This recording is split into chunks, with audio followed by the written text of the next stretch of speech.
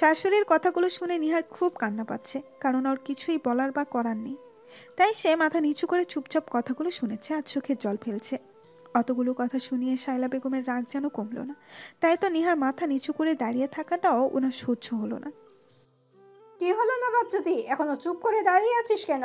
মুখ দিয়ে কথা বের হচ্ছে না বুঝি? তোর জন্য যে মানুষটা না খেয়ে চলে গেল, তোর নিশ্চয়ই ভালো লাগছে। তুই তো কবজি ডুবিয়ে খেতে পারবি।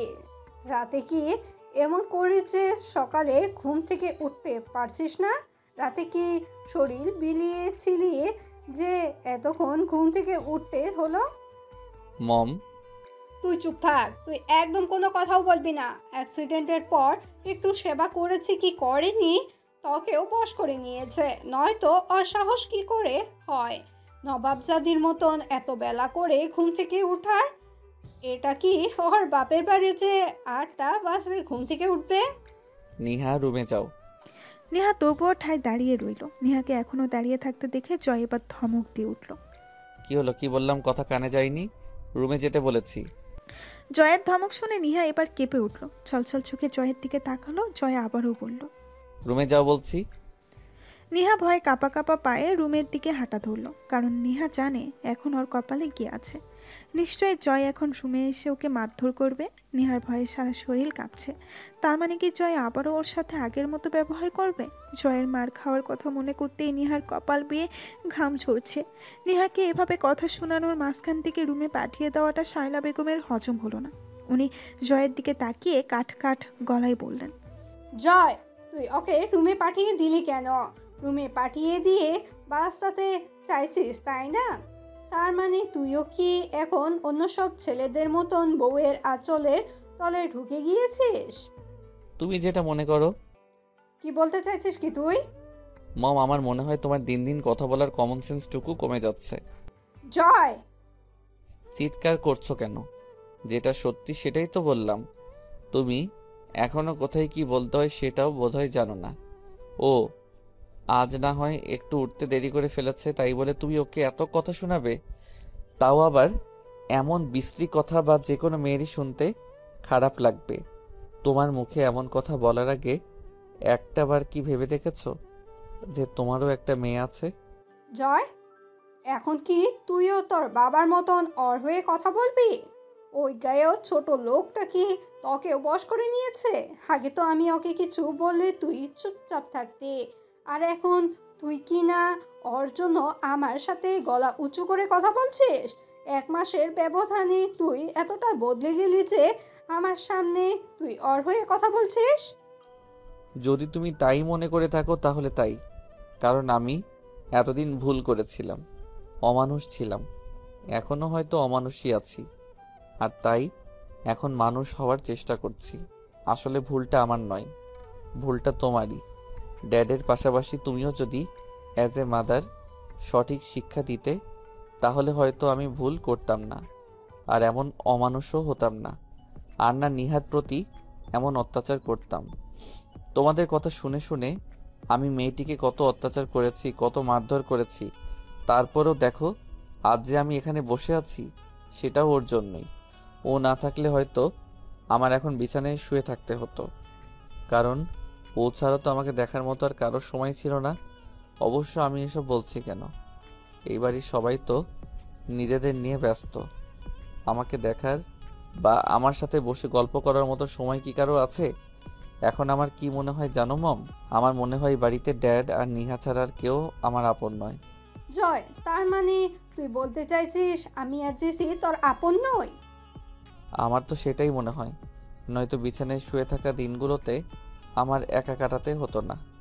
যদি আমার আপনজনই হতে তাহলে আমাকে অসুস্থ অবস্থায় ঘরে রেখে মা মেয়ে মিলে পার্টি ক্লাব এসবে যেতে না। আচ্ছা, জেসি না হয় ছোট মানুষ, কিন্তু মম তুমি তুমি তো অন্তত আমার অসুস্থ দিনগুলোতে আমার পাশে থাকতে পারতে, কিন্তু তুমি তা করনি। ইনফ্যাক্ট গত 1 মাসে হাতে গোনা কয়েকবার ব্যতীত তুমি আমার রুমেই যাওনি। তুমি তো মা নামের কলঙ্ক মম, মা নামের কলঙ্ক। তোমার মতো মা যার আছে সে কখনো গর্ব করে বলতে পারবে না যে আমার মা আমাকে অনেক ভালোবাসে। এনিওয়ে, এসব এখন বলেই বা কী লাভ? তোমরা খেয়ে নাও, আমি রুমে যাচ্ছি। বলেই জয় চেয়ার ছেড়ে উঠে দাঁড়ালো। শায়লা বেগম ছেলের কথাগুলো শুনে বাকরুদ্ধ হয়ে তাকিয়ে আছে ছেলের দিকে। জয় রুমের দিকে যাওয়ার জন্য পা বাড়িয়ে হঠাৎই আবার কিছু একটা ভেবে থেমে গেল। মায়ের দিকে তাকিয়ে বলল, আর একটা কথা মম, পরের বার থেকে নিহাকে কিছু বলার দুঃসাহসটা যেন না করো। ওকে কেউ কিছু বলার আগে কমপক্ষে 10 বার ভেবে নিবে, কারণ আমার বউকে কিছু বলাটা আমি টলারেট করব না। আর দরকার হলে এটা ড্যাডের কানেও পৌঁছাবে। Mind it. কথাগুলো একেবারে বলে জয় আর 1 মিনিটও সেখানে দাঁড়ালেন না। গদগদ পায়ে রুমে চলে গেল। শায়লা বেগম আর জেসি যেন সদ্য আকাশ থেকে পড়ল এমন হয়ে তাকিয়ে আছে জয় যাওয়ার দিকে। আর এটার একটাই কারণ, হঠাৎ জয় এমন পরিবর্তন ওরা মামিয়ে কিছুতেই মেনে নিতে পারছে না। ওদের বুঝেই আসছে না জয় হঠাৎ এমন পাল্টে গেল কেন। যে জয় নিহার নাম শুনলে নাক ছিটকাতো, সে কিনা আজ ওর হয়ে এতগুলো কথা শুনিয়ে গেল। শায়লা বেগমের রাগ যেন শিরায় শিরায় বহমান হচ্ছে। জয় তাকে এতগুলো কথা শোনালো, তাও আবার ওই গেও ছোটলোক মেয়েটার জন্য। ওনার কিছুতেই হজম হচ্ছে না ব্যাপারটা।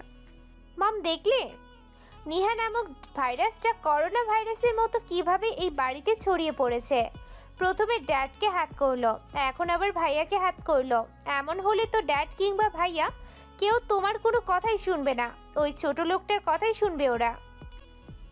শায়লা বেগম জয়ের কথাগুলো শুনে এমনিতেই রেগে বোম হয়ে আছে। এখন জেসির কথাগুলো শুনে তার উপর আগুনে ঘি ঢালার মতো কাজ করলো। উনি চেঁচিয়ে মেয়েকে ধমক দিয়ে উঠলেন, জেসি, চুপ করবি তুই? বাহ রে, তখন ভাইয়া এতগুলো কথা বলে চলে গেল, তুমি কিছুই বললে না, আর এখন আমাকে একটুতেই চুপ করিয়ে দিচ্ছ। শায়লা বেগম কিছু না বলে উল্টো রাগে ফুসফুস করতে করতে সিঁড়ি বেয়ে উপরে উঠে গেলেন। জেসি কয়েক সেকেন্ড মায়ের খাওয়ার শায়লা বেগম কিছু না বলে উল্টো রাগে ফুসফুস করতে করতে সিঁড়ি বেয়ে উপরে উঠে গেলেন। জেসি কয়েক সেকেন্ড মায়ের যাওয়ার দিকে তাকিয়ে থেকে সেও আস্তে করে চেয়ার ছেড়ে উঠে দাঁড়ালো। জয় রুমে এসে দেখলো নিহা জানালার সাথে ঠেস দিয়ে বাহিরের দিকে চেয়ে আছে। জয়ের উপস্থিতি নিহার বোধকাম্য হলো না হয়তো, তাই তো এখনও ঠাই বাহিরের দিকে তাকিয়ে আছে। জয় ধীর পায়ে ওর দিকে এগিয়ে গেল। নিহা। হঠাৎই জয়ের গলা শুনে নিহা হকচকিয়ে ঘুরে তাকালো। জয়কে দেখে যেন আবারও ভয়টা মনের মধ্যে নাড়া দিল। জয়কে ওর দিকে এগিয়ে যেতে দেখে গুটিসুটি হয়ে একদম জানালার সাথে লেগে গেল। এমনভাবে জানালার সাথে মিশে দাঁড়িয়েছে যেন পারলে এক্ষুনি জানালা ভেঙে বাইরে চলে যেত। জয় যত ওর দিকে এগিয়ে যাচ্ছে ততই হাত পা রীতিমতো কাঁপছে ওর।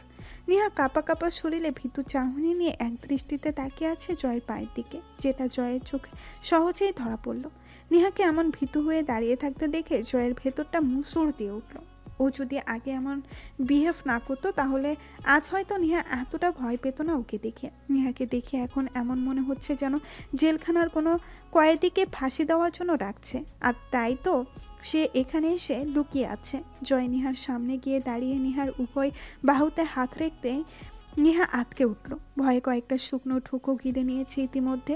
ভীতু চাহনি নিয়ে একবার জয়ের দিকে তাকিয়েছে, তো আরেকবার জয়ের মুখের দিকে তাকাচ্ছে। আসলে জয় নিহাকে এমন অমানসিকভাবে পশুর মতো করে মারত যেন নিহা সদ্য জেল পলাতক কোনো আসামি, আর তাকে জেল থেকে পালিয়ে যাওয়ার দায়ে মারা হচ্ছে। যেন নিহার ব্যাপারটা বুঝতে পেরে আদরে গলায় বলল, নিহা, ভয় পাচ্ছ কেন? নিহা কিছু বলল না, বরং আগের মতো গুটিসুটি হয়ে দাঁড়িয়ে রইল। জয় এবার মুচকি হেসে নিহার বাহু ছেড়ে দিয়ে দু হাতে নিহার মুখটা ধরল। হয়তো অন্য সময় হলো নিহাকে অবাক হতো, কিন্তু এখন এমন ভয়ে আছে যে অবাক হওয়ার কথাটাও ভুলে গিয়েছে। শুধু ছল ছল দৃষ্টিতে তাকিয়ে আছে জয়ের মুখের দিকে। জয় নিহার চোখে চোখ রাখলো, শান্ত গলায় বলল, আমাকে এতটা ভয় পাও যে আমার স্পর্শে পর্যন্ত কেঁপে উঠছ? আমি কি এতই খারাপ? নিহা আমতা আমতা গলায় বলল, আমি কেউ কিছু বললে মুখের উপর জবাব দিতে হয়, জানো না সেটা? তখন চুপ করে মূর্তির মতো দাঁড়িয়েছিলে কেন? তাই তো আমার রাগ হয়েছিল। আমি জানতাম তুমি আর কিছুক্ষণ সেখানে দাঁড়িয়ে থাকলে মম আরও বাজে কথা শোনাতো, তাই তোমাকে রুমে পাঠিয়ে দিলাম। আর তুমি কি না আমাকে দেখে কাঁপতে কাঁপতে শেষ। অবশ্য এতে তোমার কোনো দোষ নেই। আমি আসলে তোমার সাথে এমন পশুর মতো আচরণ করেছিলাম যে তোমার ভয় পাওয়াটা স্বাভাবিক হয়ে দাঁড়িয়েছে। যাই সব ছাড়ো, এখন তাড়াতাড়ি গিয়ে আমার জন্য খাবার নিয়ে আসো, খুব ক্ষুধা লেগেছে। বলেই জয় নিহাকে ছেড়ে খাটে গিয়ে বসলো। এতক্ষণ ধরে জয়ের বলা কথাগুলো শুনে নিহার ভয়টা পুরোটাই কেটে গিয়েছে। তাই জয় ওকে খাবার আনতে বলায় নিহা এবার বেশ অবাক হলো। ক্ষুধা লেগেছে মানে? উনি কি না খেয়ে এসেছেন নাকি? তবে প্রশ্নটা করার সাহস হয়নি নিহার, তাই চুপচাপ রুম থেকে বেরিয়ে গেল খাবার আনতে। আর খানিক বাদেই ফিরে আসলো রুটি আর ভাজি নিয়ে। জয় তখনও বিছানায় বসেছিল। নেহাকে দেখে সে একটু নড়ে চড়ে বসলো। নেহা এসে রুটি আর ভাজির প্লেট দুইটি জয়ের সামনে রাখলো, তারপর বলল, নিন, তাড়াতাড়ি খান, নয়তো ওষুধের টাইম দেরি হয়ে যাবে। আগে এখানে বসো। আমি বসবো কেন? বসতে বলেছি, বসো। নেহা আর কোনো কথা না বলে চুপচাপ জয়ের সামনে বসে পড়ল। জয় এবার রুটি আর ভাজি নেহার দিকে ঠেলে দিয়ে বলল, নাও, খাওয়া শুরু করো। নেহা অবাক হয়ে জয়ের দিকে তাকালো। অবাক হয়েই বলল, নিজে খাবে নাকি আমার হাতে খাইয়ে দিব? কোনটা? অবশ্য আমার কোনো প্রবলেম নেই খাইয়ে দিতে। তুমি আমাকে 1 মাস খাইয়ে দিতে পারলে আমি একদিন খাইয়ে দিতে পারবো না?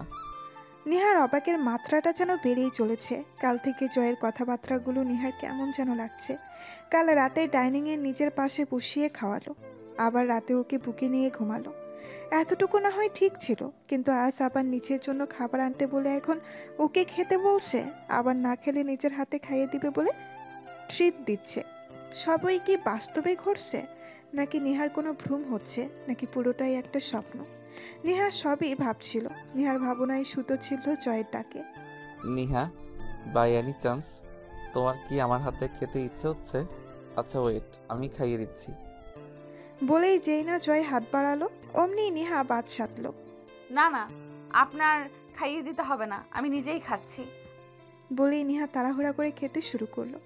নেহার কাণ্ড দেখে জয় হেসে বলল, এই তো, গুড গার্ল, তাড়াতাড়ি খাওয়া শেষ করো, ততক্ষণে আমি মেডিসিন খেয়ে নিচ্ছি। আপনার না ক্ষুধা লেগেছে? তাহলে খালি পেটে ওষুধ কিভাবে খাবেন? আমার কোনো ক্ষুধা টুধা লাগেনি, তোমার জন্য আনতে বললে আনতে না, তাই আমি আমার ক্ষুধা লেগেছে বলেছি। তার মানে আপনি খাবেন না? না, কারণ আমি অলরেডি ডাইনিংয়ে খেয়ে এসেছি। আপনিও না? তাহলে শুধু শুধু খাবার আনতে বললেন কেন? ওই যে বললাম, তোমার জন্য বললে আনতে না, তাই আমার জন্য বলে আনালাম। আমার জন্য এখানে আনতে বলার দরকার কি ছিল? আমি তো কিচেনে গিয়েও খেতে পারতাম। এখন থেকে তা আর হচ্ছে না ম্যাম। মানে? মানে হলো, এখন থেকে তুমি আমাদের সাথে ডাইনিংয়ে বসে একসাথে খাবে। বলেই জয় মুখে কয়েকটা ওষুধ পুড়ে নিয়ে কয়েক ঢোক পানি খেয়ে নিল। তারপর আবারও নেহার সামনে এসে বসলো। নেহা এতক্ষণ খেতে খেতে কথা বলছিল। জয়ের একটু আগে বলা কথাটা শুনে নেহা এবার খাওয়া বন্ধ করে জয়ের দিকে তাকালো। অবাক কণ্ঠে বলল, অ্যাক্সিডেন্টের সময় কি আপনার মাথার তার কয়েকটা ছিঁড়ে গিয়েছিল? মানে? মানে হলো এই যে আপনি অ্যাক্সিডেন্টের পর থেকে বড্ড আবোল তাবোল বকছেন। বিশেষ করে কাল থেকে তো আরও বেশি আবোল তাবোল বকছেন। আমার মনে হয় কি জানেন, আপনাকে আবারও ডাক্তার দেখানো উচিত। আমার কথাগুলোকে তোমার আবোল তাবোল মনে হয়? নিঃসন্দেহে। এখনো তো তেমন কিছু করিনি, আর অমনি মাথার তার ছিঁড়ে গিয়েছে বলছো? এর থেকে বেশি কিছু করলে তখন কি বলবে? এর থেকে বেশি কিছু মানে? কিছু না, তুমি ওসব বুঝবে না। তাড়াতাড়ি খাওয়া শেষ করো। একেবারে খাওয়া ছেড়ে দিয়ে কথা বলতে হয়? খেতে খেতেও তো কথা বলা যায়। আপনার কথার জন্য খেতে আর পারছিলাম কই। কথাটা সহজভাবে বলেই পর মুহূর্তেই নেহা জিভে কামড় দিল। এটা কি বলে ফেলেছে সে? ভয়ে জয়ের মুখের দিকে তাকালো না আর। মাথাটা নিচু করে ভীতু গলায় বলল, না মানে মানে আসলে। হয়েছে, থাক। আর না মানে আসলে নকলে করতে হবে না। আমি যখন নর্মাল বিহেভ করছি তাহলে তুমি এত ভয় পাচ্ছ কেন? ভয় পাওয়ার কিছু নেই। এখন থেকে যেটা মনে আসবে সেটা মুখে বলে ফেলবে, তাহলে দেখবে নিজের ভিতরেই একটা ভালো লাগা কাজ করছে। পুরো দিনটা নিহার আজ ভালোভাবেই কেটে গেল। রান্না বান্না জয়ের সাথে টুকটাক গল্প করার মধ্যে দিয়ে দিনটা কেটে গিয়েছে। রাতে সবাই ডিনার করতে ডাইনিংয়ে বসেছিল, আর নিহাও রোজকার মতো সবাইকে খাবার সার্ভ করার জন্য দাঁড়িয়েছিল। কি ব্যাপার, তোমাকে কি বসার জন্য ইনভাইটেশন দিতে হবে? জয়ের কথা শুনে নিহা একবার শায়লা বেগমের দিকে চেয়ে তারপর জয়ের দিকে তাকালো। নিহাকে এখনো দাঁড়িয়ে থাকতে দেখে জয় আবার বলে উঠল, কি হলো, এখনো দাঁড়িয়ে আছো কেন? সকালে কি বলেছি মনে নেই? তাড়াতাড়ি বসো। মানে? তখনই নিহার কথায় ফোড়ন কেটে শায়লা বেগম বলে উঠলেন, জয়, ও বসে গেলে সবাইকে খাবার সার্ভ করবে কে? ও না হয় পরে খেয়ে নিবে। মম, আমার মনে হয় না এই বাড়িতে কেউ হাতছাড়া আছে। আই থিঙ্ক সবাই নিজেদেরটা নিজেরা নিয়ে খেতে পারবে, তাই না ড্যাড? একদম। নিহা, সবাই নিজে নিয়ে খেতে পারবে, তুমি এসে বসে পড়ো। নিহাও বুঝতে পারলো ডাইনিংয়ে বসা ছাড়া ওর আর কোনো উপায় নেই, তাই অগত্যা জয়ের কথা মান্য করে জয়ের পাশের চেয়ারটিতে এসে বসে পড়ল। রায়হান সাহেব হেসে বললেন, জয়, একটা কথা মানতে হবে, অ্যাক্সিডেন্টের পর কিন্তু তোর বেশ উন্নত হয়েছে। বাবার কথার প্রতি উত্তরে জয় কিছু বলল না, শুধু বাম হাতে মাথার চুলকে লাজুক হাসলো। শায়লা বেগম তো এসব দেখে রেগে ফেটে পড়ছে। উনি রাগে খাবারগুলো এমনভাবে চিবুচ্ছেন যেন আস্ত একটা ইট চিবুচ্ছেন। গতকালকের মতো আজও নিহা 1 চামচ ভাত নিয়েছে, তবে তরকারির বাটিতে হাত দেওয়ার সুযোগটা আর হয়ে ওঠেনি। তার আগেই জয় ওর প্লেটে মাছ মাংস একসাথে তুলে দিয়েছে। নিহা কিছু বলতে গিয়ে জয়ের চোখ রাঙানো দেখে ভয়ে আর বলতে পারল না, বরং চুপচাপ মাথা নিচু করে খেতে লাগলো। সবাই খেলেও জয় খাবার মুখে দিল না, বরং এক দৃষ্টিতে তাকিয়ে দেখছে নিহার খাওয়াগুলো। কত সুন্দর করে খাচ্ছে। জয় নিহার খাওয়া দেখছে আর মনে মনে ভাবছে, কি অদ্ভুত মেয়ে, কাল রাতে বলার পরেও, এমনকি আজ সকালে বলার পরেও ডাইনিংয়ে বসলো না, বরং সবাইকে খাবার পরিবেশন করার জন্য দাঁড়িয়ে রইল। ওর জায়গায় অন্য কোনো মেয়ে হলে হয়তো কাল রাতে টেবিলে বসে খেতে বলাতে আজও ঢ্যাং ঢ্যাং করে নাচতে নাচতে এসে পাশে বসে যেত। অন্য কোনো মেয়ে হলে হয়তো আমি একটু লাই দেয়াতে মাথায় চড়ে বসতো। আর নিহা, ওর সাথে এত সুন্দর করে কথা বলার পরেও এখনও আমাকে জমের মতো ভয় পায়। যেমনটা আগে ছিল এখনও ঠিক তেমনটাই আছে। অন্যরা যেমনটা করে কিংবা যেমনটা ভাবে, নিহা হয়তো সেসবের অনেক ঊর্ধ্বে। ওর সব কিছুই যেন অন্য মেয়েদের থেকে ভিন্ন, আর এই জন্যই হয়তো সবার থেকে আলাদা। ওর মতো মেয়ে হয়তো খুঁজলেও পাওয়া সম্ভব না। আর সবার থেকে আলাদা বলেই হয়তো ড্যাডের ওকে ভালো লেগেছে। ড্যাড হয়তো ওর মধ্যে এমন কিছু দেখেছে যার কারণে ওকে আমার জন্য বেটার মনে করেছে। কথাগুলো ভেবে ছোট্ট একটা দম ফেলে জয় খাওয়ায় মনোযোগ দিল। গতকালকের মতো আজও নিহা সবার আগে খেয়ে উঠে গেল। সবাই খাবার খেয়ে যে যার রুমে চলে গেল, তবে জয় যাওয়ার আগে নিহাকে উদ্দেশ্য করে বলে গেল, নিহা, তাড়াতাড়ি রুমে আসো, আর হ্যাঁ, আজ চা আনার দরকার নেই। বলেই জয় উঠে রুমে চলে গেল। নেহাকে কিছু বলার সুযোগ পর্যন্ত দিল না। নেহাও ডাইনিং পরিষ্কার করে কিচেন গুছিয়ে রুমে চলে আসলো। রুমে ঢুকে দেখলো জয় খাটে বসে কিছু একটা ভাবছে, তাও আবার গভীর মনোযোগ দিয়ে। আর রুমে আসতেও জয়ের কোনো হেলদোল হয়েছে বলে মনে হলো না। নেহা দরজাটা লাগিয়ে জয়ের সামনে গিয়ে দাঁড়ালো। আপনি ঠিক আছেন? হঠাৎ কারো কণ্ঠ কানে যেতেই জয় চমকে তাকালো। ও তুমি? আপনি ঠিক আছেন? আপনাকে এমন দেখাচ্ছে কেন? আমি ঠিক আছি, আমার আবার কি হবে? তাহলে কি এত ভাবছেন বলুন তো? না, তেমন কিছু না, বসো না। নেহাও বাধ্য মেয়ের মতো জয়ের পাশে বসে পড়ল। আজ চা আনতে নিষেধ করলেন যে? আপনার তো চা না খেলে ঘুম আসে না। চা আনবো? জয় এতক্ষণ ভাবলেশহীনভাবে সামনের দেওয়ালের দিকে তাকিয়ে কথা বলছিল। নেহার মুখে চা আনার কথা শুনে এবার নেহার মুখ পানে তাকালো। প্রতিদিন চা করে আনতে তোমার বিরক্ত লাগে না? এসব কি বলছেন আপনি?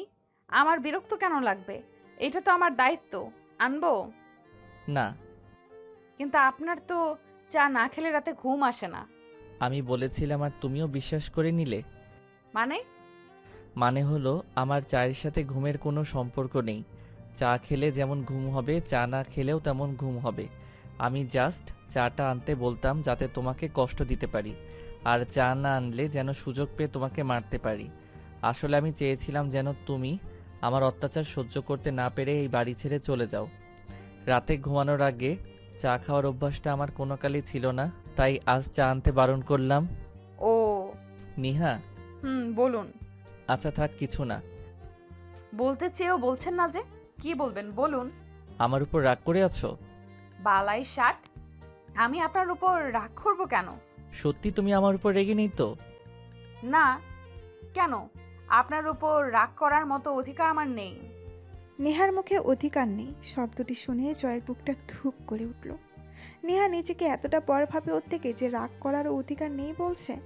অবশ্য বলাটাই স্বাভাবিক, কারণ ও নিজেই সেই অধিকারটা কেড়ে নিয়েছে নেহার থেকে। যদি বলি আমি সেই অধিকারটা দিতে চাই? সময় আর সুযোগ কোনোটাই হয়তো নাই। বড্ড বেশি দেরি হয়ে গেছে যে। এমন করে বলছো কেন? আমরা চাইলেই কি আবার প্রথম থেকে শুরু করতে পারি না? উপসংহার কখনো সূচনা হয় না। প্লিজ এভাবে বলো না, আমাকে একটাবার সুযোগ দাও, আমি সব ঠিক করে দিব। মায়াবাড়ি কি লাভ? কারণ ছায়া হয়ে থাকতে চাই তোমার পাশে। সেটা কখনো সম্ভব না। কারণটা কি জানতে পারি? ওষুধ খেয়েছেন? আমার মনে হয় এখন আপনার ঘুমানো উচিত। হ্যাঁ খেয়েছি। কথা ঘুরাচ্ছ তাই না? সব প্রশ্নের উত্তর খুঁজতে যাবেন না, যান ঘুমিয়ে পড়ুন। বলেই নেহা উঠে ওয়াশরুমে চলে গেল। হয়তো জয়ের প্রশ্নগুলো এড়িয়ে যেতে চাইছে। জয় লম্বা একটা নিঃশ্বাস ফেলে বিছানায় শুয়ে পড়ল। খানিক বাদে ওয়াশরুম থেকে বেরিয়ে নেহা নিচে বিছানা করার জন্য যেই না পাটি নিতে গেল, অমনি জয় শক্ত কণ্ঠে বলে উঠল, নিহা, তাড়াতাড়ি বিছানায় এসে শও। যদি পাটি হাতে নিয়েছো তো তাহলে আই সোয়ার পাটিটা কেটে টুকরো টুকরো করতে আমার 2 মিনিটও লাগবে না। জলদি আসো। নেহা আর সাহস করে পাটিতে বিছাতে পারল না, কারণ জয় যেই ধমক দিয়েছে নেহা তো তখনই জমে গিয়েছে। নেহা কোনো দিকে না তাকিয়ে ধীর পায়ে হেঁটে বিছানার এক পাশে গিয়ে শুয়ে পড়ল। এই মেয়েটাকে নিও না, আর পারি না। গত 1 মাস অভয় দিয়ে কথা বলার পরেও আমার একটা ধমকেই যেন ওর পুরো পৃথিবী থমকে যায়। আচ্ছা, আমার ভয়টা কি ওর মন থেকে কখনোই যাবে না? কথাগুলো ভেবে জয় লাইটটা অফ করে নেহার গা ঘেঁষে শুয়ে পড়ল। নেহা উপাস ফিরেই শুয়েছিল। জয় এটা দেখে মুচকি হেসে নেহাকে পেছন থেকে জড়িয়ে ধরল। এতে নেহার কোনো ভাবান্তর হলো না। সে আগের মতো করেই ঠায় শুয়ে রইল। জয় আরেকটুকু নড়ে চড়ে নেহাকে আরও একটু শক্ত করে জড়িয়ে ধরে আস্তে করে ডাক দিল, নিহা, হুম। I love you. কেন এত মায়া বাড়াচ্ছেন বলেন তো? আর কয়েকটা দিনই তো আছি, এত মায়া বাড়িয়েন না, তখন আবার নিজেই কষ্ট পাবেন। হোয়াট? আর কয়েকটা দিন আছো মানে? What do you mean by আর কয়েকটা দিন? বলেই জয় নেহাকে টেনে নিচের দিকে ঘুরিয়ে নিল। ড্রিম লাইটের আলোতে নেহার মুখটা স্পষ্ট দেখা যাচ্ছে। জয় নেহার চোখে চোখ রেখে উত্তরের আশায় তাকিয়ে রইল। নেহাও কোনো রকম ভনিতা না করে জয়ের চোখে স্থির দৃষ্টি রেখে হেসে পড়ল। অবাক হচ্ছেন কেন? ভুলে গিয়েছেন আমাদের মাঝে কি কথা হয়েছিল? আপনি অফিসে গেলে আমাকে এই বাড়ি ছেড়ে চলে যেতে হবে। আর এখন যেহেতু আপনি সুস্থ হয়ে গেছেন, আশা করি আর কয়েকদিন গেলে আপনি অফিসেও যেতে পারবেন। আর আপনি অফিসে গেলে সেদিনই আমাকে চলে যেতে হবে, তাই না? তাই? হুম। অনেক সাহস হয়ে গেছে না? মানে? মানে হলো সাহস করে ঘর থেকে এক পা বাইরে রেখে দেখাও, ঠ্যাং ভেঙে ঘরে বসিয়ে রাখবো। এ মা, আমার চলে যেতে হবে না? না গেলে তো আমার কথা রাখা হবে না। আর নিহা কথা দিয়ে কথা রাখে না, সেটা আজ পর্যন্ত হয়নি। তাই আমার যেতেই হবে। এই জন্য তো বলছি এত মায়া বাড়িয়েন না, তখন মায়া কাটাতে কষ্ট হবে। আমি এত কিছু শুনতে চাই না। আমি বলেছি তুমি কোথাও যাবে না তো কোথাও যাবে না, ব্যাস। এর থেকে একটা কথাও বেশি শুনতে চাই না, বুঝেছো? বলেই হেসে নেহার গালটা আলতো করে ছুঁয়ে দিল জয়। নেহার গাল ছুঁয়ে দিতে জয় হঠাৎ কিছু একটা ভেবে 1 মিনিট বলেই জয় হঠাৎই মাথাটা একটু উঁচু করে নেহার কপালে গালে ছুঁয়ে দেখতে লাগলো। জয়ের এহেম কাজে নেহা তো বেশ অবাক। নেহা অবাক হয়ে জিজ্ঞেস করলো, কি হয়েছে? এমন করে হাত দিয়ে কি চেক করছেন বলুন তো? নেহার প্রশ্নের উত্তর না দিয়ে জয় পাল্টা প্রশ্ন করলো নেহাকে, নিহা, তোমার তো জ্বর এসেছে, তুমি জ্বর হয়েছে বলনি কেন? কি যে বলেন না, আমার জ্বর হতে যাবে কেন? আপনি ভুল ভাবছেন। একদম মিথ্যা বলবে না। আমি কালকেও খেয়াল করেছি তোমার শরীর গরম, বাট ভেবেছিলাম এমনি গরম হয়ে আছে হয়তো, তাই কিছু বলিনি। বাট আজও তো দেখছি তোমার শরীর সেমভাবে গরম হয়ে আছে, তোমার জ্বর হয়েছে, আর তুমি চুপ করে বসে আছো। বললাম তো আমার কিছু হয়নি, আপনি শুধু শুধু ভুল ভাবছেন। আচ্ছা, আমার জ্বর হলে কি আমি শোয়া থেকে উঠতে পারতাম আর কাজ করতে পারতাম? আমি একদম ঠিক আছি, আমার কিছুই হয়নি। আপনি শুধু শুধু টেনশন করছেন। আচ্ছা, এখন ঘুমান তো, অনেক রাত হয়েছে। বলেই নেহা জয়কে জোর করে আবারও শুয়ে দিল। কিন্তু আমি তো পরিষ্কার। এবার কিন্তু আমার ঘুমটা নষ্ট হচ্ছে। দেরি হলে আমার আর সারা রাত ঘুম আসবে না। আপনি কি চান আমি সারা রাত না ঘুমিয়ে থাকি? না না, আমি সেটা কেন চাইবো? তুমি ঘুমাও। ধন্যবাদ। বলে নেহা উপাস ফিরে চোখ জোড়া বন্ধ করে নিল। মূলত জয়ের প্রশ্ন থেকেই বাঁচাতেই নেহা ঘুমানোর ভান করছে। নেহা চায় না জয় ওর শরীরের অসুস্থতার কথা জানুক। হ্যাঁ, জয়ের কথাই ঠিক, নেহার জ্বর এসেছে, তবে সেটা আজ কিংবা কাল থেকে নয়। নেহার শরীরের জ্বরটা প্রায় 5 মাস ধরেই আছে। নেহা গত 5 মাস ধরে প্রায় খেয়াল করছে আর হুটহাট জ্বর এসে যায়। আর রাতের বেলায় জ্বরটা একটু বেশি অনুভূত হয়। তবে শরীরের উপর তেমন প্রভাব না ফেলায় হালকা পাতলা ভেবে নিহার সেটাকে কোনো আমলে নেয় না। হয়তো এমনিই গা গরম হয় আর মনে হয় যে জ্বর এসেছে। এই ভেবে নিহা কখনো কোনো মেডিসিনও নেয় না। এতদিন ফ্লোরে থাকায় সেটা জয়ের দৃষ্টিগোচর না হলেও কাল যখন জয় ওকে পাশে শুতে বলল তখন ব্যাপারটা আর জয়ের থেকে লুকিয়ে রাখতে পারল না।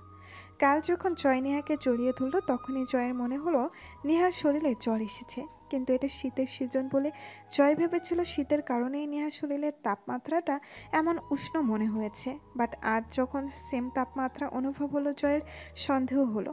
সাথে সাথে নেহাকে চেক করতে লাগলো, কিন্তু জয়ের সন্দেহটা নেহার যুক্তির মাঝেই চাপা পড়তে বাধ্য হলো। মাঝখানে কেটে গিয়েছে আরও 15 দিন। এখন জয় পুরোপুরি সুস্থ। গত 3 দিন হলো সে অফিসে যাচ্ছে।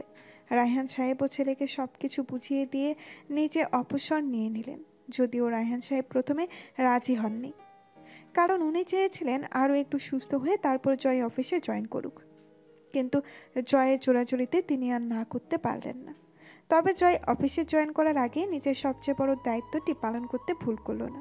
আর সেটা হলো জয় পুরোপুরি সুস্থ হওয়ার সাথে সাথে মীরাকে আর শিহাবকে অ্যাটাম্পট টু মার্ডারের দায়ে জেলে ঢুকিয়ে দিয়েছে। এখন মীরা আর শিহাব জেলেই আছে। যদিও মীরা অনেক হাতে পায়ে ধরেছিল জয়ের, কিন্তু জয় কোনো রকম মায়া দয়া দেখালো না। যেখানে ওকেই মেরে ফেলতে চেয়েছিল সেখানে মায়া দয়া দেখিয়ে কী লাভ?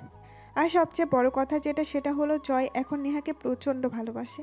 সে তো নেহাকে রীতিমতো চোখে হারায়। যখন বাড়িতে থাকতো তখন তো নেহাকে পাশে বসিয়েই রাখতো, আর এখন অফিসে গিয়েও ছাড় দেয় না। দিনে কম করে হলেও 8 থেকে 10 বার কল করে কথা বলবে নেহার সাথে। প্রতিদিনের মতো আজও সন্ধ্যায় জয় অফিস থেকে বাসায় ফিরল। নেহা তখন রুমেই ছিল, কারণ এখন রায়হান সাহেব বাড়িতে থাকায় নেহার আর রান্নাঘরে যাওয়াই হয়ে ওঠে না।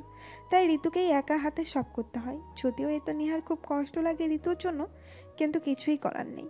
শায়লা বেগম আর জেসির বাহিরে যাওয়ারও এখন একদম কমে গিয়েছে বললে ভুল হবে। একেবারে বাইরে যেতে পারছে না বললেই চলে। জয় রুমে এসে দেখলো নেহা বিছানায় বসে ওর কিছু শার্ট প্যান্ট আয়রন করছে। জয় মুস্কি হেসে ভেতরে ঢুকতে ঢুকতে বলল, ম্যাডামের এখন ছুটি চলছে বুঝি? জয়ের কণ্ঠস্বর শুনে নেহা দরজার দিকে তাকালো। জয়ের প্রশ্ন শুনে অবাক কণ্ঠে বলল, মানে? জয় অফিসের ব্যাগটা বিছানার এক পাশে রেখে নেহার মুখোমুখি গিয়ে বসলো। তারপর শার্টের হাতা গুটাতে গুটাতে হেসে বলল, মানে হলো এই যে এখন আর রান্নাঘরে যেতে পারছো না, ঘরের কোনো কাজে হাত দিতে পারছো না, তাই বললাম আর কি। এখন ছুটি চলছে নাকি? তবে আমি খুব খুশি, আর এই জন্যই তো অফিসে তাড়াতাড়ি জয়েন হয়ে বাবাকে রিটার্ন করে দিলাম। নেহা একটা শার্ট তুলে অন্য একটা শার্ট বিছিয়ে সেটার উপর আয়রন করতে করতে বলল, তার মানে আপনি চেয়েছিলেন আমি যাতে ঘরের কোনো কাজ করতে না পারি, আর রান্নাঘরেও যেন যেতে না পারি, তাই না? সে আর বলতে, আমি বললে তো তুমি কোনো দিনও শুনতে না, উল্টো আমার সাথে জেদ করে আরও বেশি করে করতে। তাই বুদ্ধি খাটালাম আর কি। একদিকে ড্যাডেরও বিশ্রাম নেওয়া হয়ে গেল, অন্যদিকে তোমারও ছুটি হয়ে গেল। আপনি অনেক খারাপ, তাই বলে এমন করবেন? জানেন ঋতুর একা হাতে সব কাজ করতে অনেক কষ্ট হয়। আমি যখন করতাম তখন তো ওর হেল্প পাওয়া সত্ত্বেও আমি নিজেই হাঁপিয়ে উঠতাম, আর এখন তো ওকে একাই সব করতে হয়। আমি একটু হাতও লাগাতে পারি না। কিচেনের দিকে যাচ্ছি দেখলেই বাবা ডেকে পাশে বসিয়ে রাখে। ভালোই তো, শ্বশুর আর বৌমা মিলে গল্প করবে। তবে তুমি টেনশন করো না, আমি খুব দ্রুত আরেকজন কাজের মেয়ে নিয়ে আসব। তোমার ঋতুর জন্য আর টেনশন করতে হবে না। আচ্ছা নিহা, একটা কথা বলো তো। কি কথা? তুমি এত মহৎ কেন? মোটেও না। আমাকে মহৎ বললে মহৎদের কি বলবেন? সেটাই। মহৎ মানুষেরা কি আর নিজের প্রশংসা শুনতে পছন্দ করে? এনিওয়ে, আমি বরং যাই, ফ্রেশ হয়ে আসি। বলেই জয় ওয়াশরুমে চলে গেল। নিহারও আয়রন করা শেষ, তাই সব শার্ট প্যান্ট নিয়ে আলমারিতে তুলে রাখলো। তারপর কিছু একটা ভেবে রুম থেকে বেরিয়ে গেল, আর খানিক বাদে ফিরল হাতে চায়ের কাপ সমেত। জয় ততক্ষণে ওয়াশরুম থেকে বেরিয়ে এসেছে। নেহাকে চায়ের কাপ নিয়ে রুমে ঢুকতে দেখে মুখে হাসি টেনে গলায় ঝুলানো টাওয়ালটা স্ট্যান্ডে রেখে খাটে ধপাস করে বসে পড়ল। জয় জানতো নেহা ওর জন্য চা আনতেই রুম থেকে বেরিয়েছে, কারণ এই 3 দিন প্রতিদিনই অফিস থেকে আসার পর সে ওয়াশরুমে ঢুকলে নেহা ওর জন্য চা করে নিয়ে আসে।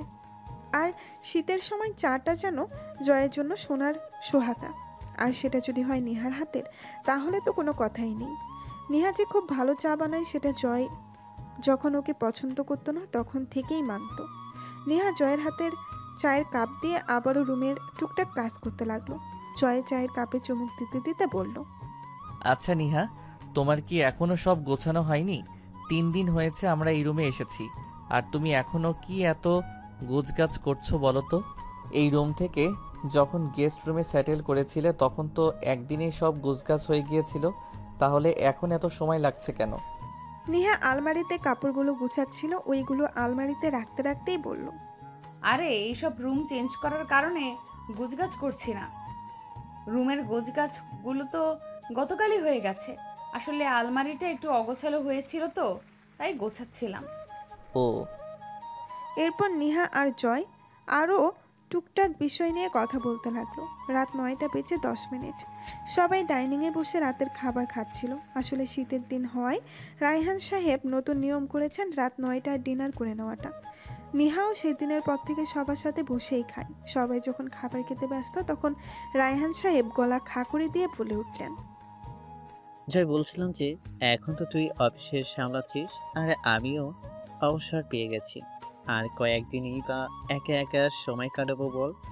এবার তো একজন খেয়ালের সাথে আনার ব্যবস্থা কর। দেখ, এতদিন তুই বেপরোয়া ছিলি বলে এই বিষয়ে কথা বলিনি, বাট এখন তো তুই সাংসারিক হয়ে গেছিস। আই থিঙ্ক এবার আমাদের ঘরে নতুন আরেকজন সদস্য আনার সময় হয়েছে। আর কিন্তু খুব শীঘ্রই একজন খেলার সাথে চাই, এই আমি বলে দিচ্ছি। রায়হান সাহেবের কথা শুনে জয় আর নেহা দুজনেই অবাক হয়ে একে অপরের মুখে চাওয়াচাই করতে লাগলো। বাবা এসব কি বলছে? খেলার সাথে চায় মানে? বললেই এসে যাবে নাকি? ওদের মধ্যে তো এখনো তেমন কোনো সম্পর্কই গড়ে ওঠেনি। আর নতুন অতিথি আসবে কোথা থেকে? এখনো তো নিজেদের মধ্যেকার ভুল বুঝাবুঝিটাই ঠিক করতে পারলো না, আর বাবা বলছে তার নাকি খেলার সাথে চাই। এসব ভেবে জয়ের তো রীতিমতো ভীষণ লেগে গেছে। রায়হান সাহেব জয়ের মুখোমুখি বসেছিলেন। ছেলের ভীষণ লেগেছে দেখে উনি দ্রুত পানির গ্লাসটা এগিয়ে দিলেন। নে বাবা, পানি খা। তোর হঠাৎ ভীষণ লাগলো কি করে? জয় পানির গ্লাস নিয়ে ঢকঢক করে পুরো গ্লাসের পানি শেষ করে দিল। কি করে জয়, তোর হঠাৎ কাশি উঠলো কেন? নাকি তোর ড্যাডের কথাটা হজম করতে পারলি না? কোনটা? জয় বুঝতে পারলো ওর মম কি বোঝাতে চাইছে, কিন্তু এখন কিছু বলা যাবে না, তাই একটু নর্মাল হয়ে বলল। না মম, তেমন কিছু না। জয়ের কথা শুনেও নিহার কেন যেন বিশ্বাস হলো না, তাই নিচু স্বরে নিহা বলল, আপনি ঠিক আছেন? হ্যাঁ, আমি ঠিক আছি। জয়, ভীষণ লাগলে হবে না, আমার কথাটা কিন্তু মাথায় রাখবি। আমি খুব দ্রুত খুশি সংবাদ শুনতে চাই।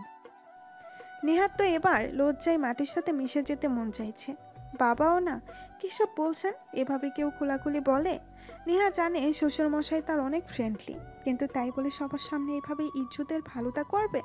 নেহার যেন লজ্জায় গলা দিয়ে আর খাবারই নামছে না। তবুও কোনো মতে খাবারটা শেষ করলো। একটু পর সবার খাওয়া হয়ে গেলে যে যার রুমে চলে গেল। রায়হান সাহেবও রুমে চলে গেছেন। এটাই একটা সুযোগ ঋতুকে ডাইনিংয়ে আর কিচেন গুছাতে একটু সাহায্য করার। গত 2 দিন ধরে শুধু এই সময়ই ঋতুকে একটু সাহায্য করতে পারে নেহা। বাকি সময় তো কিচেনের দ্বারে কাছেও যেতে পারে না। নেহাকে কিচেনে দেখে ঋতু অবাক হলো না, বরং হাসি মুখে বলল, ভাবি তুমি এমন কেন? কেমন? এই যে মানুষ সুযোগ খোঁজে আরাম পাওনের জন্য, আর তুমি সুযোগ পাওয়ার পরেও রান্নাঘরে চলে আইসো আমার সাহায্য করণের জন্য। বেশি কথা না বলে চুপচাপ খাবার খেয়ে নাও, আমি ততক্ষণে এগুলো ধুয়ে দিচ্ছি। ভাবি তুমি শুধু শুধু কেন কষ্ট করে আইসো কত? আমি তো কইরা নিতে পারতাম। এতদিন পর স্বামীর একটু ভালোবাসা পাইছো, রুমে না গিয়ে রান্নাঘরে আইতে গেলা কেন? যাও রুমে যাও, ভাইজান আবার রাগ করব, এসব আমি করে নিব। আরে উনি কিচ্ছু বলবেন না, তুমি খেয়ে নাও তো।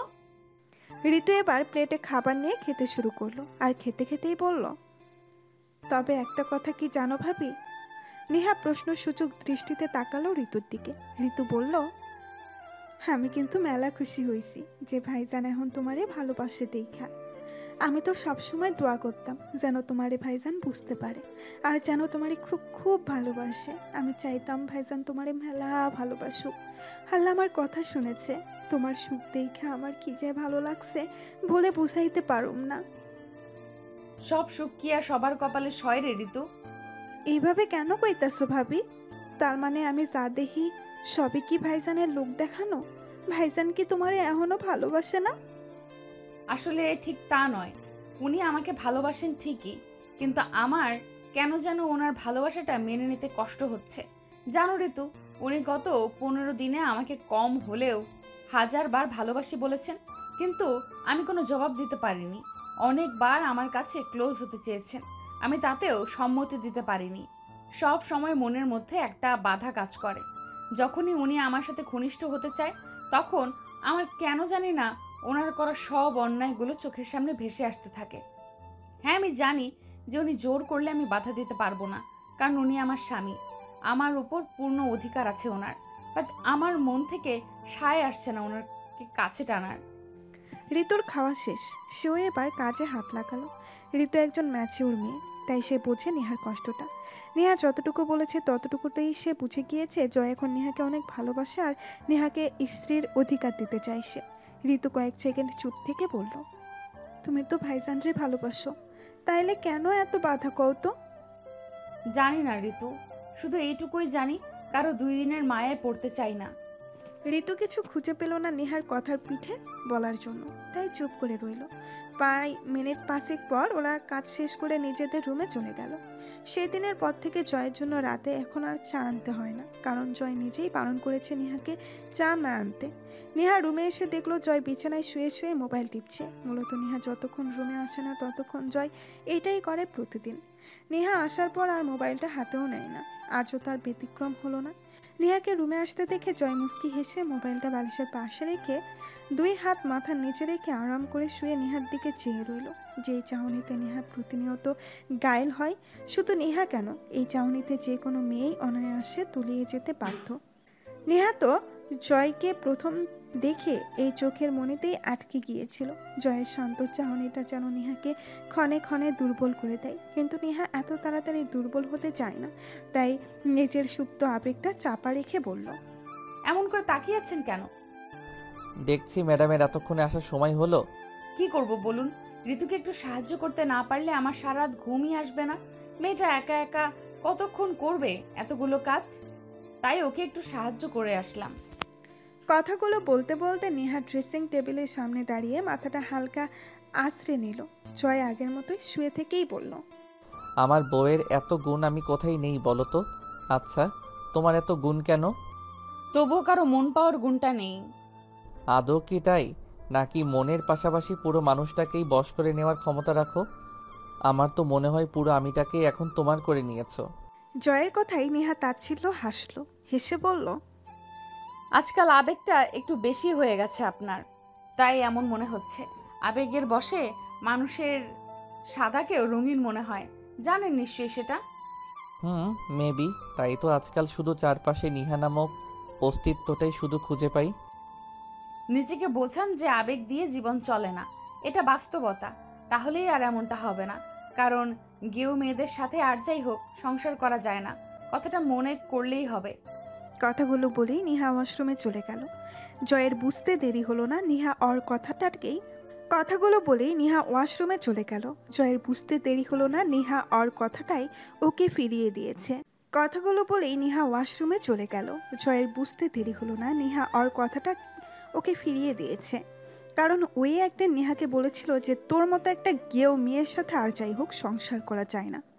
সময় থাকতে আমার জীবন থেকে চলে যা, নয়তো আমি তোর জীবন নরকে পরিণত করব। কথাটা মনে পড়তেই জয়ের হৃদয়টা বিষাদে ছেয়ে গেল। ওর আসলে অবহেলা পাওয়াটারই প্রাপ্য, কারণ এতদিন ও নেহার সাথে যে ব্যবহারটা করেছে তাতে নেহা ভালো করে কথা বলছে, সেটাই অনেক। তবে সে হার মানবে না, যে করেই হোক নেহার রাগটা ভাঙাবেই। এবার অন্তত মান অভিমানের পালাটা ঝুঁকানো দরকার। কথাগুলো নিজের মনে গুছিয়ে নিয়ে জয় সোজা হয়ে শুয়ে পড়ল। খানিক বাদে নেহা ওয়াশরুম থেকে বেরিয়ে এই সোজা বিছানায় এসে শুয়ে পড়ল। তারপর লাইটটা অফ করে ড্রিম লাইটটা চালিয়ে দিল। নেহা একটু অবাকই হলো, কারণ প্রতিদিন সে শোয়ার সাথে সাথে জয় ওকে পেছন থেকে জড়িয়ে ধরে, কিন্তু আজ কেন যেন জয় ওকে জড়িয়ে ধরল না। এভাবেই কয়েক মিনিট অতিবাহিত হয়ে গেল। নেহা উপাস ফিরেই শুয়েছিল। একটু পর জয়ের দিকে ফিরে শুতেই অচমকা জয়ের সাথে চোখাচোখি হয়ে গেল। নিহার বুঝতে দেরি হলো না, জয় এতক্ষণ ওর দিকেই তাকিয়েছিল। আবারও সেই শান্ত চাহনি, যেই চাহনির গভীরতায় নিহা মুহূর্তেই তলিয়ে গিয়েছে। তবে সেটা বেশি সময়ের জন্য না, মাত্র কয়েক সেকেন্ডের জন্য। রুমের মাঝে পিনপতন নীরবতা, কারো মুখ দিয়ে কথা বলার যেন প্রয়োজনই পড়ছে না। দুজনের চোখের দৃষ্টি বিনিময় করেই যেন ব্যক্ত করছে হাজারো না বলা কথা।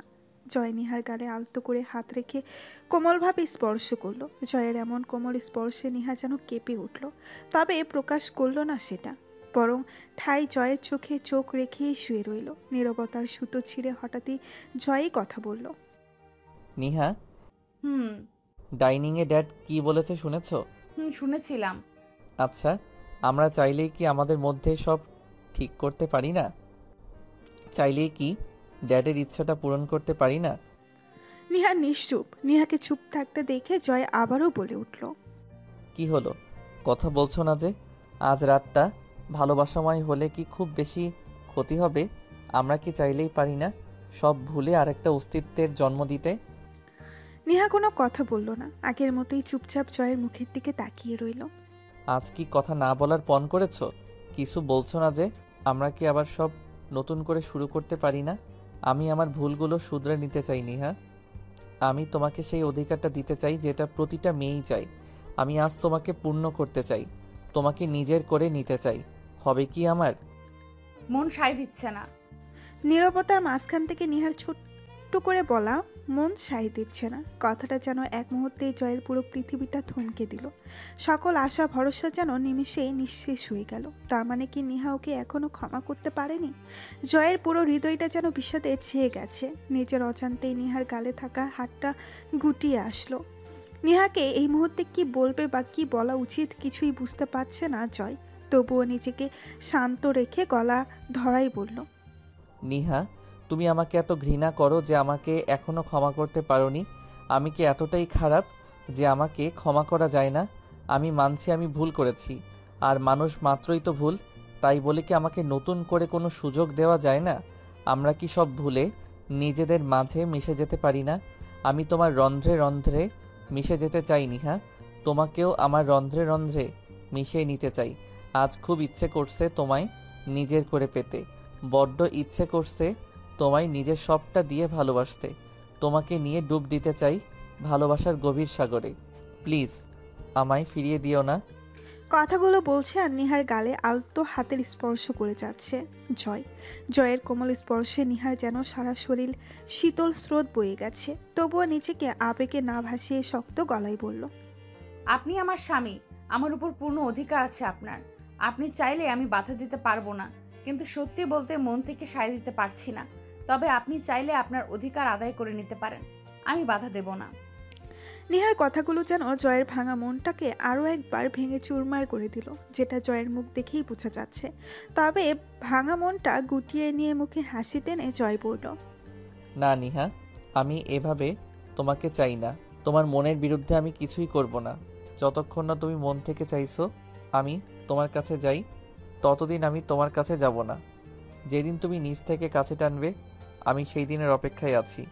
অনেক রাত হয়েছে, ঘুমাও।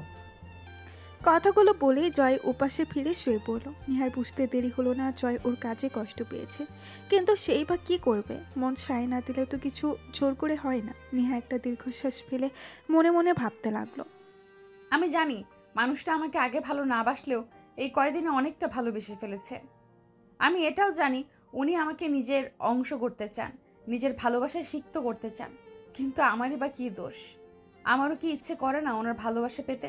আমিও তো চাই উনি আমায় ভালোবাসুক, আমাকে নিজের সাথে মিশিয়ে নিক। কিন্তু কেন জানি না ওনাকে কাছ টেনে নিতে আমার মধ্যে কেন এত সংশয় কাজ করছে, কেন একটা বাধা কাজ করছে। এখন যে মানুষটা আমার জন্য অনেক কষ্ট পাচ্ছে, আমি তো চাইনি মানুষটা কষ্ট পাক। হ্যাঁ, নেহা এই মানুষটার কষ্ট কিছুতেই সহ্য করতে পারে না। এই মানুষটাকে সে কিছুতেই কষ্ট দিতে চায় না। কিন্তু ওরই বা কী করার আছে? ও তো নিজের ইচ্ছেই কষ্ট দিচ্ছে না। কথাগুলো ভাবতে ভাবতেই নেহা কখন যে ঘুমিয়েছে তার কোনো হিসাব নেই। সকালবেলা আজ জয়ের মুখটা নেহার আগেই ভেঙে গিয়েছে। জয় ঘুম ভেঙে চোখ খুলতেই দেখলো নেহা অরি বুকে গুটিসুটি হয়ে বেঘুরে ঘুমাচ্ছে। জয় এটা দেখে মুচকি হাসলো, কিন্তু জয়ের হাসিটা বেশি সময় স্থায়ী হলো না। হঠাৎই কিছু একটা মনে হতেই জয় দ্রুত নিহাকে বালিশে শুইয়ে দিয়ে নিহার কপালে আর গালে হাত দিয়ে চেক করলো, আর সাথে সাথে আটকে উঠল। নিহার শরীর জ্বরে পুড়ে যাচ্ছে। জয়ের যেন মুহূর্তেই পুরো পৃথিবীটা থমকে গেল। কোনো উপায়ন্তর না পেয়ে আলতো হাতে নিহার গালে স্পর্শ করে ডাকতে লাগলো, নিহা, নিহা, নিহা উঠো, চোখ খোলো নিহা, সকাল হয়ে গেছে তো, উঠবে না? আর কতক্ষণ ঘুমাবে? কিন্তু জয়ের ডাকে নিহার কোনো হেলদোল হয়েছে বলে মনে হলো না। জয়ের জন্য এবার টেনশন হতে লাগলো। একে তো নিহা প্রতিদিন ওর আগে উঠে যায়, আর আজ এখনও ওঠেনি। তার উপর নিহাকে এত টাকার পরেও সাড়া দিচ্ছে না। যেখানে এক ডাকেই নিহার ঘুম ভেঙে যায়, জয়ের দিক বেদিক শূন্য হয়ে এবার আরও জোরে জোরে ডাকতে লাগলো নিহাকে, নিহা, নিহা, এই নিহা, নিহা উঠো, এই নিহা, আমি ডাকছি, শুনতে পাচ্ছ না? প্লিজ চোখ খোলো, দেখো আমি ডাকছি তো তোমায়। তোমার না দেরি করে ঘুম থেকে উঠতে ভালো লাগে না? তাহলে আজ এতক্ষণ ঘুমাচ্ছ কেন? নিহা, এই নিহা, এবার কিন্তু আমার রাগ হচ্ছে বলে দিচ্ছি, তাড়াতাড়ি চোখ খুলো বলছি। জয়ের এত ডাকাডাকিতেও নিহার কোনো চোখ খুলল না, বরং আগের মতো বেঘুরে ঘুমাতে লাগলো। এত ডাকাডাকির পরেও নিহা এভাবে চোখ না খোলাটা জয়ের যেন আর হজম হলো না। জয়ের মস্তিষ্ক যেন মুহূর্তেই শূন্য হয়ে গেল। কি করবে কিছুই বুঝতে পারছে না। ফাঁকা মস্তিষ্ক নিয়ে এবার বাড়ির সবাইকে ডাকতে লাগলো, ড্যাড, ড্যাড, মম, আরে তোমরা সবাই কোথায় গেলে? এদিকে এসো। নিহা প্লিজ উঠো, তুমি এত সময় ধরে চোখ খুলছো না কেন? আমার বুঝি টেনশন হচ্ছে না? জয় এত জোরে ডেকেছে যে জয়ের ডাকগুলো যেন পুরো বাড়িতে প্রতিধ্বনি হতে লাগলো। সকাল সকাল জয় এত জোরে ডাকছে কেন সেটা দেখতে রায়হান সাহেব, শায়লা বেগম, জেসি, এমনকি ঋতু পর্যন্ত ওদের রুমের সামনে চলে এসেছে। জয় বাবা, দরজা খোল, কি হয়েছে? এত জোরে ডাকছিস কেন? জয় বাবার কণ্ঠ পেয়ে দ্রুত গিয়ে দরজাটা খুলে দিয়ে ওদেরকে ভেতরে ঢুকতে দিল। কাতর কণ্ঠে বলল, ড্যাড দেখো না, নিহাটা কথা বলছে না। ওকে আমি এত করে ডাকছি, তারপরেও আমার ডাকে সাড়া দিচ্ছে না। হ্যাঁ আমি মানছি ওর জ্বর হয়েছে, তাই বলে আমার ডাকে সাড়া দিবে না? আচ্ছা কথা না হয় বললো না, তাই বলে কি চোখ মেলেও দেখবে না? তুমি ওকে একটু বকে দাও তো ড্যাড, নিশ্চয়ই ও আমার সাথে মজা করছে। তুমি তাড়াতাড়ি উঠতে বলো ওকে। সবার নজর এবার জয়ের দিক থেকে সরে গিয়ে নিহার উপর পড়ল। নিহার শরীরটা নিস্তেজ হয়ে পড়ে আছে বিছানায়। রায়হান সাহেব ছেলের কথা শুনে আর এক মুহূর্তও যেন দাঁড়িয়ে থাকতে পারল না। দ্রুত গিয়ে নিহাকে ঝাঁকিয়ে ঝাঁকিয়ে ডাকতে লাগলো, কিন্তু ওনার ডাকেও ফলাফল শূন্য। নিহা না কোনো রকম সাড়া দিল আর না কোনো রকম চোখ খুলল। রায়হান সাহেবের আর বোঝার বাকি রইল না, নিহা সেন্সলেস হয়ে পড়েছে। জয়, ও তো সেন্সলেস হয়ে পড়েছে। রায়হান সাহেবের কথায় যেন জয় সহ উপস্থিত সবাই অবাক। নিহা সেন্সলেস হয়ে গেছে মানে? জয়ের তো রীতিমতো পুরো শরীর কাঁপছে। ড্যাড কি বলছো তুমি? নিহা সেন্সলেস মানে? হ্যাঁ জয়, আমি যা বলছি একদম ঠিক বলছি। আমার ফোনটা তোর রুমে ফেলে আসছি। তোর ফোনটা কোথায়? আমাকে দে, আমি ড্রাইভারকে গাড়ি বের করতে বলছি। তুই ওকে কোলে তুলে নে, ওকে হসপিটালে নিয়ে যেতে হবে। এই নাও ড্যাড, আমি নিহাকে নিচ্ছি, তুমি তাড়াতাড়ি ড্রাইভারকে গাড়ি বের করতে বলো। কথাটা বলেই জয় দ্রুত গিয়ে নিহাকে কোলে তুলে নিল। তারপর আর এক মুহূর্তও সেখানে না দাঁড়িয়ে নিহাকে নিয়ে বেরিয়ে গেল। পেছনে কে আসলো আর না আসলো সেটারও পরোয়া করলো না। হসপিটালের করিডোরে টানা আধা ঘন্টা ধরে নিশ্চিত মুখ নিয়ে এপাশ থেকে ওপাশে পায়চারি করছে রায়হান সাহেব। আর পাশেই রাখা একটি টুলে দু হাতে মুখ গুজে মাথা নিচু করে বসে আছে জয়। দুজনকেই দেখে বোঝা যাচ্ছে খুব টেনশনে আছে। দুজনেরই বারবার দরজার দিকে তাকাচ্ছে, হয়তো ভেতর থেকে কেউ বেরিয়ে আসার অপেক্ষা করছে। নিহাকে নিয়ে জয় আর রায়হান সাহেবই এসেছে। যদিও শায়লা বেগম সাথে আসতে চেয়েছিলেন, কিন্তু জয় আনেনি। কারণ রায়হান সাহেব না জানলেও জয় জানে শায়লা বেগম নিহাকে কতটা অপছন্দ করে। তাই জয় চায়নি মা ওদের সাথে আসুক। কিন্তু জয় তো আর জানে না যে নিহার এমন সেন্সলেস হয়ে পড়াতে শায়লা বেগমও খারাপ লাগছে। শায়লা বেগম এতদিন ধরে নিহাকে অপছন্দ করে আসলেও এখন নিহার হঠাৎ এমন অসুস্থ হয়ে পড়াটা যেন উনিও মেনে নিতে পারছেন না। খানিক বাদে দরজা ঠেলে একজন ডক্টর বেরিয়ে আসলেন। ডক্টরকে বেরিয়ে আসতে দেখে রায়হান সাহেব দ্রুত ডক্টরের সামনে গেল। ডক্টর নেহা কেমন আছে? সেন্স ফিরেছে? আমরা কি নেহার সাথে দেখা করতে পারবো? দেখুন রায়হান সাহেব, আমি বুঝতে পারছি আপনাদের অবস্থা। আপনারা শান্ত হন। যদিও এখনও পেশেন্টের সেন্স ফিরেনি, তবে আমরা চেষ্টা করছি। আচ্ছা ডক্টর, ওর এইভাবে হঠাৎ সেন্সলেস হয়ে যাওয়ার কারণ কি? দেখুন, এই বিষয়ে আমরা কিছু নিশ্চিত হয়ে বলতে পারছি না। তবে মনে হচ্ছে দীর্ঘদিন ধরে খাওয়ায় অনিয়ম আর ঘুম কম হওয়ার কারণে এমন সেন্সলেস হয়ে পড়েছে। আর তার উপর ওনার শরীরে এখন 100-র উপরে জ্বর, এটাও মাথায় রাখতে হবে। তাই আমরা এখনই নিশ্চিত হয়ে কিছু বলতে পারছি না পেশেন্টের মেইন প্রবলেমটা কী। বাই দ্য ওয়ে, আমি যেই কারণে আপনার কাছে এসেছিলাম, আচ্ছা আপনাদের সাথে কি কোনো মেয়ে এসেছে? আই মিন পেশেন্টের কোনো মেয়ে রিলেটিভস? কেন বলুন তো? না, আসলে পেশেন্টের কয়েকটা টেস্ট করতে হবে, আর তার জন্য পেশেন্টকে হসপিটালে ড্রেস পরাতে হবে। তাই বলছিলাম আর কি, যদি পেশেন্টের ড্রেস চেঞ্জ করার জন্য আমার সাথে কাউকে ভিতরে পাঠাতেন। রায়হান সাহেব একবার ছেলের দিকে তাকিয়ে আবারও ডক্টরের দিকে তাকালেন, তারপর বললেন, না, আমাদের সাথে তো কোনো মেয়ে নেই ডক্টর। এক কাজ করুন, আপনাদের কোনো ফিমেল নার্সকে দিয়ে একটু চেঞ্জ করিয়ে নিন প্লিজ। ওকে, ঠিক আছে। বলেই ডক্টর আবারও ভেতরে চলে গেল। রায়হান সাহেব এবার ছেলের পাশে গিয়ে কাঁধে হাত রাখলেন। হঠাৎ কাঁধে কারো হাতের স্পর্শ পেতে জয় চমকে তাকালো। বাবাকে দাঁড়িয়ে থাকতে দেখে হঠাৎই জয় উঠে বাবাকে জড়িয়ে ধরে টুকরে কেঁদে উঠল। রায়হান সাহেব ছেলের অবস্থা বুঝতে পেরেছেন, তাই তো ছেলের পিঠে সান্ত্বনার হাত রাখতে ভুল করলেন না। বাবা স্নেহের হাতের স্পর্শ পেয়ে সাথে সাথে জয় কেঁদে উঠে বলল, ড্যাড, নিহার কিছু হবে না তো? ও ঠিক হয়ে যাবে তো? সুস্থ হয়ে আবার আমার সাথে কথা বলবে তো? শান্ত হ বাবা, নিয়ার কিছু হবে না, ও একদম ঠিক হয়ে যাবে। একটু ধৈর্য রাখ, নিশ্চয়ই আল্লাহ আমাদের নিরাশ করবেন না। তখনই শায়লা বেগম আর জেসির আওয়াজ কানে আসলো। রায়হান সাহেব ছেলেকে জড়িয়ে আবারও টুলে বসিয়ে দিলেন, তারপর ছেলেকে পিঠে হাত বুলিয়ে দিয়ে বললেন, টেনশন করিস না বাবা, দেখবি সব ঠিক হয়ে যাবে। রায়হান, নিহা কেমন আছে এখন? ডক্টর কি বলেছে? স্ত্রীর প্রশ্ন শুনে রায়হান সাহেব এবার উঠে দাঁড়াতে দাঁড়াতে বললেন, ডক্টর এখনো সেন্স ফেরাতে পারেনি, কিছু টেস্ট করাতে হবে নাকি, তারপর বোঝা যাবে কি হয়েছে। কি বলছো? আধা ঘন্টা হয়ে গেছে এখনো সেন্স ফিরেনি? মানে এতক্ষণ সেন্সলেস থাকলে তো যে কোনো কিছু হয়ে যেতে পারে। তুমি ডক্টরকে বলনি যে করে হোক সেন্সটা ফিরিয়ে আনতে? ডক্টর কি হয়েছে আমার থেকে কম বোঝে নাকি? ওনারা যে ট্রেনটা ভালো মনে করে সেটাই তো করবেন। আগে থেকে রিপোর্টে কি আসে তারপর না হয় ডক্টরকে যা বলার বলবো। শায়লা বেগম স্বামীর কথায় যুক্তি খুঁজে পেলেন, যার কারণে উনি সম্মতি সূচক মাথা নাড়িয়ে দাঁড়িয়ে রইলেন।